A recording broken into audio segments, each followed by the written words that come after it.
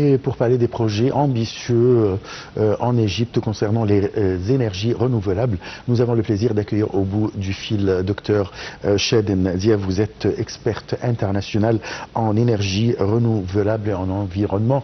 Bonsoir. Bonsoir.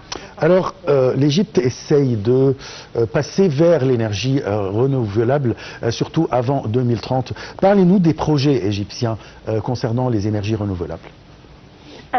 Comme on est en train d'écouter votre collègue qui a présenté ces projets-là, on voit qu'aujourd'hui, la transition énergétique elle est essentielle pour l'Égypte et en même temps pour tous les pays qui sont aujourd'hui dépendants d'autres énergies fossiles.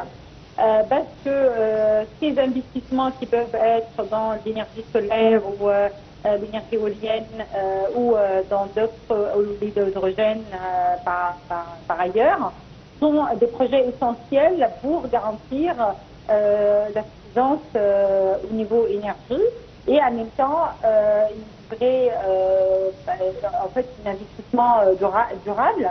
Mais il ne faut pas oublier que cela peut prendre un petit peu de temps vers la transition énergétique qui soit garantie et en même temps rentable pour les investissements étrangers ou locaux.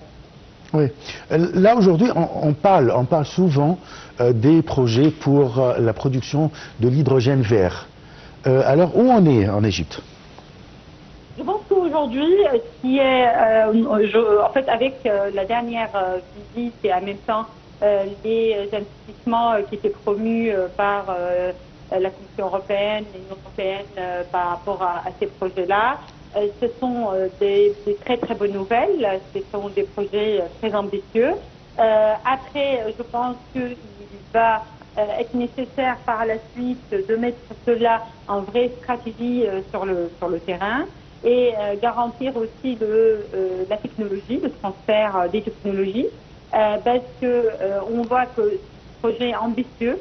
Il demande aussi pas que sécuriser les investissements à long terme, mais en même temps garantir que les technologies soient opérationnelles et sur le terrain. Vous parlez de la technologie vis-à-vis ou bien en termes de énergie renouvelable. Nous avons une coopération avec des pays comme la Chine, par exemple. Est-ce que vraiment on a profité de cette coopération pour avoir des stations solaires, par exemple? En fait, je pense qu'aujourd'hui, les sujets, il est assez crucial, de parler de ça, il est assez crucial parce que une transfert des technologies, et c'est pas juste que je vous donne la technologie et après vous faites que la partie opérationnelle. Mais en même temps que vous êtes capable de l'améliorer, vous êtes capable de l'adapter sur le contexte local. Et pour ça, on va plutôt aboutir vers une partenariat technologique qui va permettre de dire OK, j'ai une technologie, je veux que ça soit opérationnel sur le terrain, il faut l'améliorer, il faut garantir son fonctionnement, même s'il y a au niveau de la maintenance, au niveau de la propriété industrielle et en même temps au niveau des ressources. Et tout ça doit être aussi par la suite préparé dans une vision à long terme pour créer de l'emploi et faire une coopération win-win, gagnant-gagnant. Et des fois, c'est un peu, à un moment, c'est pas toujours facile à manager cela et c'est pas toujours évident. Ouais. La coopération entre l'Égypte et l'Afrique vis-à-vis des énergies renouvelables, comment l'Égypte pourrait aider et transmettre même son expertise pour les pays africains? Je pense en fait que l'Égypte va jouer un rôle très important par rapport à ça, d'être un leader en fait au niveau du savoir, parce que et en même temps le capacité building et la formation. Les compétences et créer aussi par la suite un vrai modèle économique africain qui permettra par la suite de rentabiliser un peu ces investissements étrangers et la sécuriser. Et si on peut travailler ici vers la transition énergétique et ça marche sur le terrain, ça peut être vraiment un exemple africain à suivre et un leader dans ce sujet-là sur les projets dans l'énergie renouvelable et l'environnement comme un leader en Afrique. À partir de la COP 26, et en passant par la COP 27 et la COP 28, il y a des accords avec les pays, les grands pays, les grandes puissances qui évidemment polluent la terre, d'aider les pays africains vis-à-vis de la transition vers les énergies renouvelables. Est-ce qu'il y a des pas vraiment qui ont été entreprises dans ce domaine? Aujourd'hui, il y a ces promesses d'investissement qui doivent être sur le terrain et en même temps des lignes de crédit qui vont plutôt être opérationnelles et pour les investissements par rapport à ces projets. Ce sont des investissements à long terme, des investisseurs, et pour ça, en fait, il y a une partie très importante à long terme, en fait, au niveau des partenariats publics privés. Et je pense que par la suite, ces lignes budgétaires, ils sont là. Il y avait des promesses des pays industriels et des pays des G7 pendant lors de COP pour garantir ces investissements sur le terrain. Après la suite, il faut aussi l'adapter au niveau local, il faut s'appuyer sur des mix énergétiques, il faut en même temps sur des grands projets et des macro-projets et des micro-projets et pas juste sur des grands projets parce que je pense qu'il faut diversifier ces investissements pour garantir un vrai fonctionnement autonome par la suite. Est-ce que vous pouvez expliquer est-ce que vous pouvez expliquer quel est le danger de ne pas aller vers la transition vers les énergies renouvelables concernant les dangers sur la Terre, vis-à-vis de la Terre, quoi? On voit que les énergies fossiles sont vraiment les premiers responsables des émissions de CO2.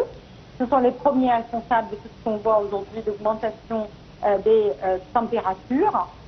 Des effondrements en fait au niveau on voit en fait qu'aujourd'hui il y a des phénomènes naturels qui sont extrêmes conduits par le changement climatique et c'est comme le chapitre parce que si on continue à pas travailler sur une vraie transition énergétique, abandonner doucement les énergies fossiles et travailler aussi sur les sobriété énergétique, à un moment donné, on va arriver, il y a des conséquences du changement climatique va continuer, les phénomènes naturels vont accentuer et on n'arrivera pas du tout à s'en sortir. Et pour ça, les transitions énergétiques, c'est vrai qu'aujourd'hui, il faut aller très très vite, mais en même temps, il faut aussi respecter le rythme que ces investissements sont à long terme et ils vont permettre par exemple d'avoir moins d'émissions CO2 et moins d'impact sur le changement climatique.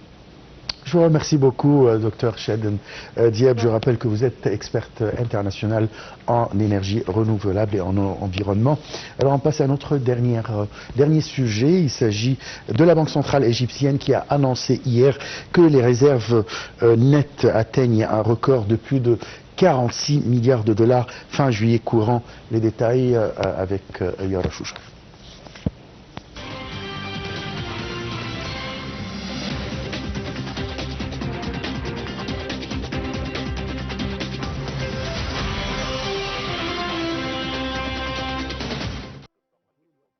Les réserves internationales nettes de l'Égypte ont augmenté de 258 millions de dollars par rapport au mois de mai, qui a enregistré 46,125 milliards de dollars. La Banque centrale égyptienne a annoncé dimanche que les réserves internationales nettes atteignent un record de 46,363 milliards de dollars fin juillet 2024, d'après un communiqué publié sur le site. Ce chiffre représente une augmentation par rapport à celui du mois de mai. L'ancien record était enregistré en février 2020 avec un montant de 45,510 milliards de dollars selon les données de la Banque centrale égyptienne. Depuis déjà 2 années, l'Égypte souffre d'une pénurie de devises étrangères partiellement allégée en raison de l'accord de Ras Al-Hikma fournissant 35 milliards de dollars d'investissements directs, dont 24 milliards de dollars de liquidités qui ont été fournis lors des 2 derniers mois. Cette somme a permis de répondre aux besoins du marché en dollars et par conséquent a pu réduire l'écart entre le taux de change officiel et celui sur le marché parallèle. Le taux de réserve international le plus bas depuis 2004 avait été atteint en mars 2013 avec 13,42 milliards de dollars selon les chiffres de la Banque centrale égyptienne.